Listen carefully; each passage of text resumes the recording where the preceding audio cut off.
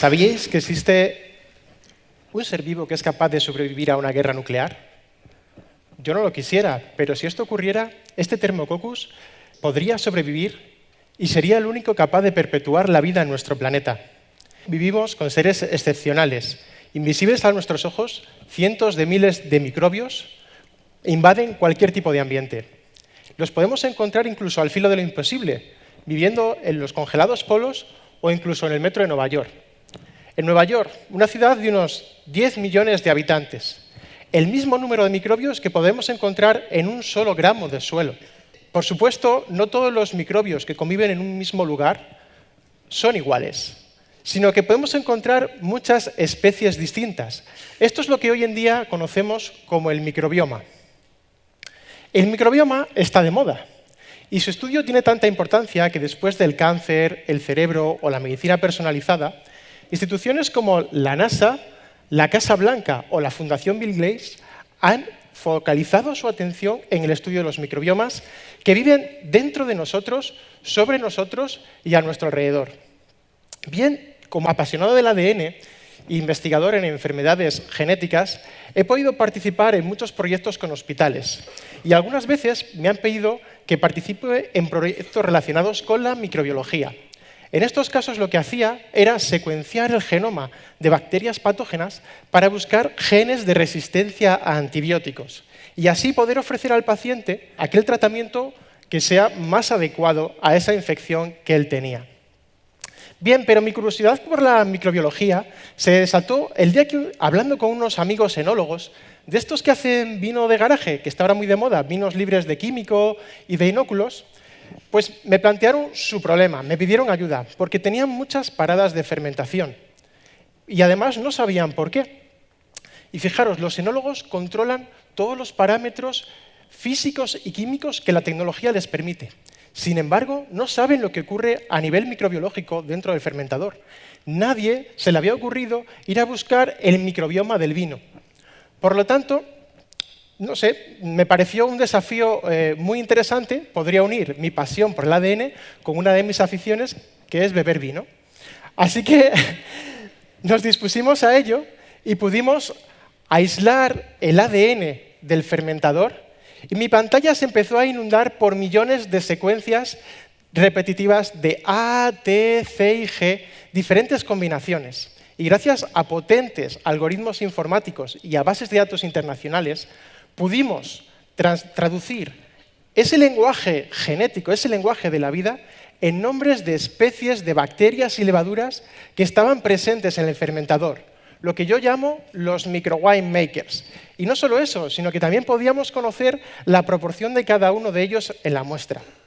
Por lo tanto, el problema de mis amigos se resolvió muy fácil.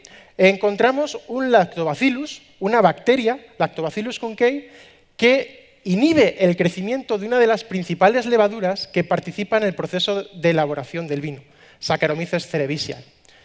Pero pensando un poco en el resultado, yo me di cuenta que con la tecnología que habíamos desarrollado, no solo podíamos detectar problemas o anticiparnos a problemas que podrían ocurrir, sino que estábamos viendo todos los actores que formaban parte del proceso de la fermentación. Y si los conocemos, quizá podríamos llegar a controlarlos, no solo para crear vino, sino para crear una sinfonía de aromas y sabores única en el mundo. Quizá alguno de los que me está viendo también es apasionado del vino y no está de acuerdo conmigo. Y me dirá, Alberto, estás equivocado. Para reconocer el sabor de un vino, lo mejor es saber la variedad de la uva de la que procede. Pero la uva es solo la materia prima, la base por la que podemos hacer el vino. Y son los microwine-makers quienes transforman el mosto en vino. Y el enólogo es quien los modula. Ahora mismo lo está haciendo a ciegas porque no conoce quiénes están participando en el proceso de fermentación. Pero sí que ellos aportan, sí que sabemos que aportan algunos sabores. Por ejemplo, tenemos Torulaspora dickeri. Torulaspora es una levadura que produce moléculas de tipo tiol que en vinos blancos nos recuerdan a sabores relacionados con frutas tropicales. Una sola gota de la molécula 4-mercaptometilpentanona que produce este tipo de levaduras podía inundar de aroma a fruta de la pasión toda una piscina olímpica. En vinos jóvenes, sobre todo en tintos, Hanseospora también produce una molécula, los fenitilacetatos, que nos recuerdan en la boca a sabores, a aromas, a rosa o a miel. Pero no todo es tan idílico. También hay especies, micro-winemakers, que nos causan problemas. Este es el ejemplo de Brettanomyces bruxellensis. Produce una molécula llamada 4-etilfenol. Y el olor y el sabor que produce esta molécula es el del sudor a caballo. Yo particularmente no he lamido nunca uno, pero me puedo imaginar lo mal que tiene que saber un vino que tenga este tipo de moléculas. Estos son algunos de los ejemplos, pero no conocíamos cuáles eran todos esos micro-winemakers. Por eso nos decidimos a analizar muchos vinos diferentes de bodegas alrededor de todo el mundo. Vinos que organolépticamente podríamos distinguir muy bien. Y el resultado fue que pudimos encontrar más de 400 especies diferentes que participan en el proceso de fermentación. Por supuesto, no todos los vinos participan las mismas, ni en la misma proporción, ni en el mismo momento. Esto lo que viene a significar es que, viendo esta firma genética a través de los microorganismos que participan en el proceso de fermentación, lo podemos relacionar con la calidad y la percepción de un vino.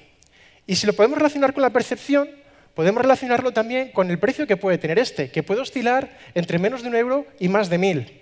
Y entonces ahora no necesitamos a muchos críticos para decir si un vino es de alta calidad o no. Simplemente nos hace falta definir qué tipo de microorganismos tienen que participar, porque ellos van a hacer que aparezcan una serie de moléculas que a nosotros nos interesan.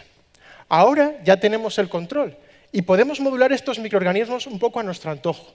Cambiando algunos parámetros del fermentador, como el pH o la temperatura, podemos favorecer que unos microorganismos crezcan y que otros se queden inhibidos. Y esto nos ayuda a modular también las moléculas que producen los sabores. Muy bien, pero ¿dónde viven estos micro-winemakers? ¿Cuál es su origen? Ahora estamos en época de vendimia y si os fijáis bien en las viñas que veréis alrededor de Valladolid, alrededor de las uvas crece como una capa blanca. Eso no es polvo. Ahí están los micro-winemakers. Entonces el origen podría ser la planta o la uva. Pero estudios que hemos realizado y también investigadores que están en este campo han podido ver que existe una relación o más similitud entre el microbioma del suelo y de la uva que entre el microbioma del suelo y cualquier otra parte de la planta. Por lo tanto, el reservorio, el lugar donde viven estas especies tan interesantes, es el suelo. Sabiendo esto, fuimos a buscarlos a más de 14 países diferentes, desde San Francisco hasta Israel, desde Alemania hasta Argentina. Hemos recogido más de 1.500 muestras de viñedos por todo el mundo buscando estos micro-winemakers. Y una de las conclusiones que hemos sacado es que todos estos microbiomas, todas estas especies, esta comunidad de microorganismos que viven en el suelo, son muy diferentes entre las muestras de unas regiones respecto de otras. Pero es que además en la misma región también existen pequeñas diferencias entre unos viñedos y otros, incluso viñedos no muy alejados como os he puesto en el ejemplo. En estos dos viñedos podemos detectar que en uno de ellos hay especies muy positivas para la elaboración del vino, como es Saccharomyces, y en otras especies muy negativas, como puede ser Brettanomyces, aquel del sudor de caballo. Estas diferencias en el microbioma se pueden relacionar con aspectos que la Organización Internacional del Vino y la Viña ya conoce, los aspectos que definen al terroir: el clima, el suelo, el terreno y las prácticas de cultivo que hacemos en el viñedo van a favorecer unos microorganismos en el suelo respecto de otros. Ahora, una de nuestras intenciones es coger todos estos factores y poder relacionarlos entre sí.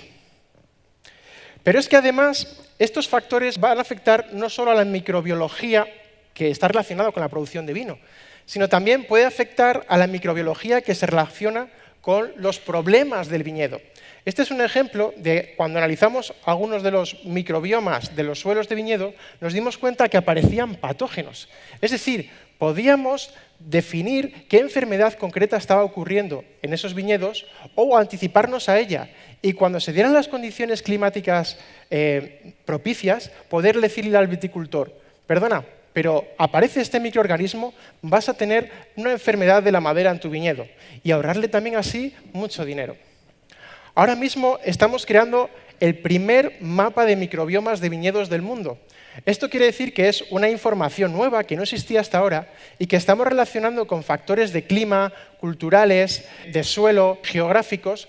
Usando teoría de redes, una de nuestras intenciones y lo que creemos que estamos cerca de poder llegar es a predecir la calidad de las añadas en cada lugar. Y no solo eso, ver el perfil o predecir el perfil organoléptico de un vino incluso antes de la vendimia. Es curioso porque en los suelos más pobres, aquellos que no daban para otra cosa y que son los que se han utilizado para plantar viñas históricamente, son aquellos que tienen una riqueza más grande en microorganismos, en microbiomas. Conocer estos microbiomas es fundamental. Pensad que estos microbiomas es una riqueza genética única que se intenta expresar a través de la elaboración del vino para darnos el sabor de nuestra tierra, el sabor de la cultura mediterránea. Hoy, gracias a la ciencia, lo podemos conocer, pero es que si los conocemos, podemos también protegerlos. Protegerlos como protegemos la cultura, que está relacionado con el vino, o como protegemos las especies naturales que están en peligro de extinción. Porque ahora la ciencia nos lo permite. Y hay gente que lo empezaba a hacer ya por intuición. Sin embargo, hoy nosotros lo podemos hacer de una forma, medirlo de forma concreta, científica. Y es que una vez más, la ciencia nos quiere decir que lo verdaderamente importante, nuestra verdadera riqueza, está en nuestro interior. Muchas gracias.